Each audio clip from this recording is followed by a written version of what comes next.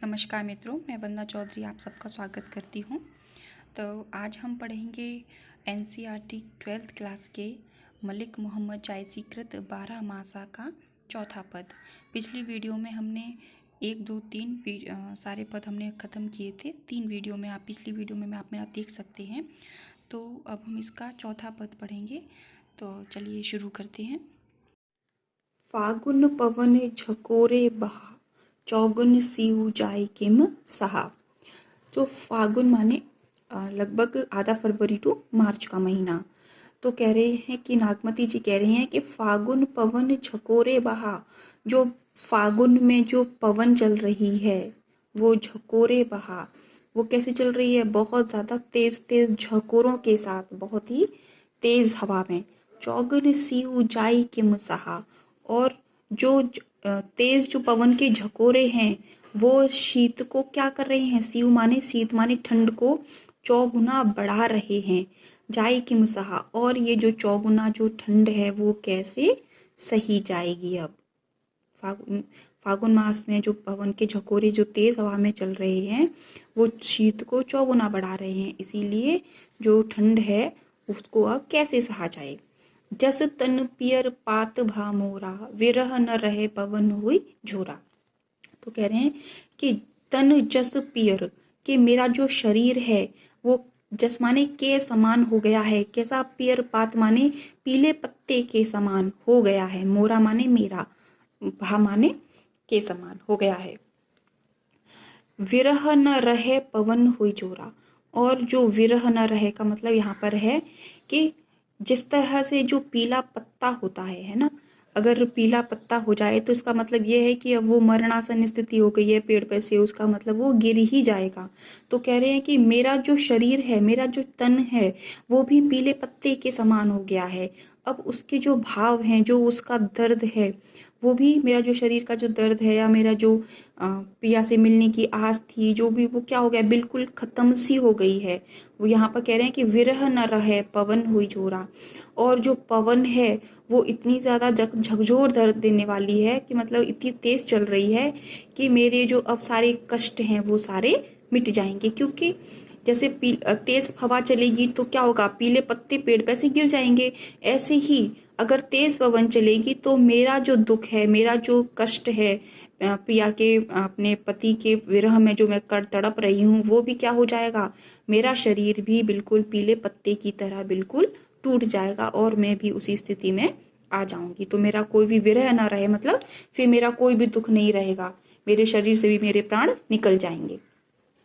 तरिवर झरे झरे वन ढाका, वो कह रहे हैं कि जिस तरह से तरिवर माने पेड़, पेड़ पेड़ झड़ गए हैं, मतलब पतझड़ का मौसम यहाँ पर बताया गया है कि जैसे पेड़ों पे से पत्ते निकल जाते हैं। झरे वन ढाका, और जो वन होते हैं, जंगल या वन होते हैं, उनके भी मतलब ढाक माने यहाँ पर शाखाएं या शाखाएं मानिए आप, शाखाएं होती हैं कि जो जैसे कि पतझड़ के मौसम में सारे पत्तियां शाखाएं टूट जाती हैं, क्योंकि तेज पवन चलती है तो उनकी शाखाएं भी टूट जाती हैं। कुछ पौधों की, कुछ पेड़ों की जो कमजोर होते हैं उनकी भी शाखाएं भी टूट जाती हैं। तो यहाँ पर वही अभाव है, वही अनपत फूल पर शाखा, और जो सारी शाखाएं हैं, जो डंडियां हैं पेड़ों की, उन पर से क्या हो गए हैं, फूल भी गिर गए हैं और पत्ते भी गिर गए हैं, इतनी तेज हवा चल रही है।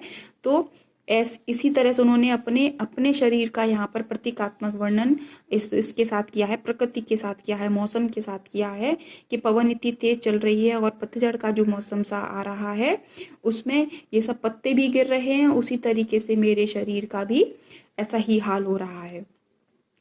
करिन्ह वनापति कीन्ह हुलासु, और जो वनापतियां होती है, जो वनस्पति का भी जो हुलासु माने बिल्कुल उत्साह खत्म हो गया है, क्योंकि इतना ज्यादा मौसम वैसा हो रहा है, पतझड़ का सा मौसम आ रहा है। तो जो प्रकृति भी है उसके अंदर भी उल्लास नहीं है। मोकह भा जग दून उदासु, मोकह भा मतलब फिर मुझे ये जग कैसे भा जाएगा, दून उदासु, क्योंकि क्योंकि दुख कैसा है, दूना है। क्योंकि एक तो मेरा खुद का दुख है कि मेरे स्वामी मुझसे दूर चले गए हैं, और दूसरा दुख ये है कि पूरी प्रकृति ही बिल्कुल अलग हो गई है, ना तो सुंदरता है, पत्ते गिर गए हैं, फूल गिरते जा रहे हैं, पेड़ों की शाखाएं गिर गई हैं, वन वन उदास होते जा रहे हैं। तो मेरा जो दुख है वो कैसा है, वो दूना हो चुका है। मैं कैसे खुश रहूं, मेरा तो दुख ही दूना हो चुका है। फाग करहि सब चंचर जोरी। और फाग का मतलब होली के आसपास का फाग माने यहाँ पर रंग, और होली से मतलब है कि करही सब चंचर जोरी। और यहाँ की जो सारी स्त्रियां हैं, चंचरी चंचरी एक तरीके का एक नृत्य होता है जो कि होली के आसपास, होली से पहले मनाया जाता है। सभी पति पत्नी जो होते हैं वो जोड़े में नृत्य करते हैं। तो वहां पर यही कह रहे हैं कि फाग के मौसम में सभी लोगों ने, सभी यहाँ पर जो औरतें हैं उन्होंने अपनी जोड़ी बना रखी है चंचरी खेलने के लिए। मोहि जिय लाई दीन है जैसे होरी। लेकिन मोहि जिय लाई, लेकिन मेरा जो जिय है दीन है जैसे होरी, कैसा हो रहा है, होली के समान बिल्कुल ऐसा ही दीन। मुझे ऐसा लग रहा है कि मेरा जो हृदय है वो होली के समान जल रहा है। जौ पे पिय ही जसत असभावा। अब यहाँ पर उन्होंने कहा है कि जो अगर अगर मेरे पिया, मेरे पति जरत असभावा, अगर वो भी मेरे समान जल रहे हैं। असभावा मतलब उनके हृदय में भी अगर यही भाव है कि जैसे मैं जल रही हूं, मेरा हृदय होली के समान जल रहा है, अगर मेरे पति का भी अगर ये इसी भाव से हृदय जल रहा है मेरे लिए, तो जरत मरत मुहे रोस न आवा। तो इस होली में अगर मैं जल भी जाऊं, जल के मर भी जाऊं, तो मुहे रोस न आवा, तो भी मुझे कोई भी दुख नहीं होगा। उन्होंने क्या यहाँ पर लगाई है कि अगर मेरे पति का भी अगर यही हाल है, क्योंकि मैं उनसे अत्यंत प्रेम करती हूँ और उनसे बिछड़ाव में मेरा जो हृदय है वो होली के समान चल रहा है, अगर उनका भी जय पे पिय जरत असभावा, अगर मेरे पिया का भी यही भाव है, उनके हृदय में भी मेरे लिए प्रेम है, और अगर वो भी मेरे लिए थोड़ा सा भी जल रहे हैं, मतलब उनको थोड़ा सा भी मेरा दुख है, मेरी याद आ रही है, तो मैं अगर इस होली में जल भी जाऊं तो मुझे कोई भी दुख नहीं होगा। रतिहु देवस यह मन मोरे, लागो कंत छार ज्यों तोरे। अब यहाँ पर उन्होंने एक अपने मन में एक प्रश्न किया है। राते हु देवस यह मन मोरे, कि रात और दिन, हे मेरे मन, रात और दिन लागो कंत छार ज्यों तोरे।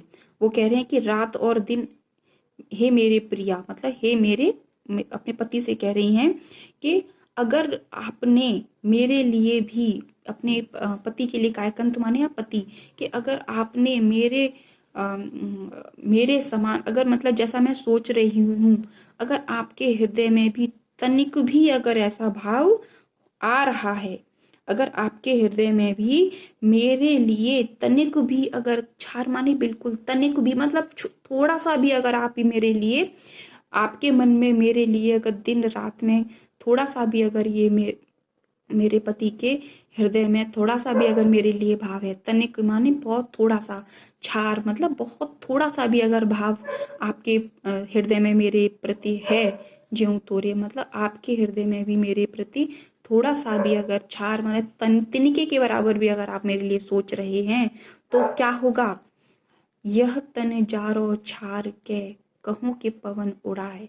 तो मैं क्या कहूंगी उस पवन से कि हे पवन, मेरे इस जले हुए, मतलब मेरे इस छार, अगर मैं राख भी हो जाऊं, अग्नि में जाल के राख भी हो जाऊं, तो मेरे इस तन की, इस जलते हुए तन की छार माने इस तिनके को कहो कि पवन उड़ाए।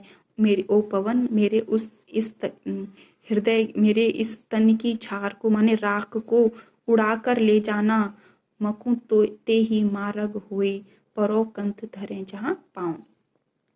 जहां मेरे ते ही मार्ग माने उस रास्ते पर, हुए परो जहां पर पड़ते हों, कंत माने मेरे स्वामी के धरों पांव, जहां भी उस राह में उड़ा के ले जाना, जहां पर भी जिस मार्ग में भी मेरे स्वामी के पैर अगर पड़े हों, तो उस मेरी राख को उड़ाकर हे पवन उस रास्ते पर डाल देना जहां पर भी मेरे पति ने पैर रखे हों। कितना एक सुंदर भाव यहाँ पर, बहुत ही ज़्यादा गहरा अनन्य प्रेम का जो एक उदाहरण है नागमती की तरफ से जो चायसी जी ने लिखा है। बहुत ही सुंदर भाव यहाँ पर है कि हे पवन, अगर मेरे पति मेरे प्रति थोड़ा सा भी अगर प्रेम रखते हैं तो हे पवन, अगर मैं इस होली की आग में जल भी जाऊं तो उस छार को, मेरे उस राख के उस तिनके को थोड़ा सा पवन मेरा उड़ा के ले जाना और जहां भी मेरे पति के पैर पड़ते हो मुझे वहां पर डाल देना। तो मैं अपने जीवन को धन्य समझूंगी, मुझे लगेगा कि मेरे पति से मैं मिल पाई। बहुत ही सुंदर वर्णन है।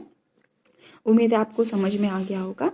अगर आपको मेरी ये वीडियो अच्छी लगे तो प्लीज़ मेरी वीडियो को लाइक कीजिए, कमेंट कीजिए, मेरे चैनल को सब्सक्राइब कीजिए और मेरी सारी वीडियो को देखिए आप, क्योंकि पूरा अगर सारे चारों भाग अगर आप देखेंगे तो आपको पूरा समझ में आएगा।